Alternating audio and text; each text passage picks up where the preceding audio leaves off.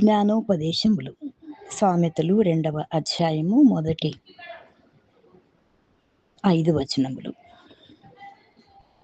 జ్ఞానమునకు నీ చెవియొగ్గి హృదయపూర్వకముగా వివేచనను అభ్యసించిన ఎడల, తెలివికై మొరపెట్టిన ఎడల, వివేచనకై మనవి చేసిన ఎడల, వెండిని వెదికినట్లు దాని వెదికిన ఎడల, దాచబడిన ధనమును వెదికినట్లు దాని వెదికిన ఎడల, యెహోవా యందు భయభక్తులు కలిగి ఉండుట ఎట్టిదో నీవు గ్రహించెదవు.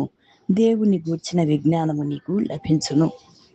ఉదయకాల సమయంలో యెహోవా యందు భయభక్తులు కలిగి ఉండడం అంటే ఏమిటో ప్రభుల వారు సెలవిస్తూ ఉన్నారు. యెహోవా యందు భయభక్తులు కలిగి ఉండడం అంటే ఆయన ఆజ్ఞలను మనము దాచుకొనడం. జ్ఞానము, ఆయన ఇచ్చే జ్ఞానపు మాటలకు మనము చెవియొగ్గవలెను. హృదయపూర్వకంగా ప్రభు యొక్క వివేచనను మనము అభ్యసించవలె. ఈ లోక సంబంధమైన జ్ఞానము వివేచన కాదు, కానీ పరలోక సంబంధమైన ప్రభువుకు సంబంధించిన జ్ఞానమును వివేచన హృదయపూర్వకంగా మనం అభ్యసించమని ప్రభుల వారు సెలవిస్తూ ఉన్నారు. తెలివికై మొరపెట్టమని ఉదయకాల సమయంలో మనం తెలుసుకుంటూ ఉన్నాం. వివేచనకై మనము మనవి చేయమని ప్రభుల వారు సెలవిస్తూ ఉన్నారు. వెండి ఎంత ప్రశస్తమైనదో అంత ప్రశస్తమైన వెండిని వెదికినట్లు మనము జ్ఞానమును వెదకవలెనని ప్రభుల వారు సెలవిస్తూ ఉన్నారు.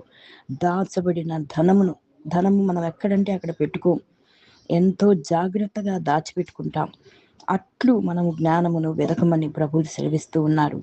అప్పుడు మాత్రమే యెహోవా యందు భయభక్తులు అంటే ఏమిటో మనము గ్రహించదము అని వాక్యం సెలవిస్తూ ఉండగా, ఆ ప్రకారము మనము ఆయనకు చెవియొగ్గి హృదయపూర్వకంగా ఆయన మాటలను అభ్యసించి, తెలివికై మొరపెట్టి, వివేచనకై మనవి చేసి ప్రభుకిష్టులంగా బ్రతుకుదుముగాక.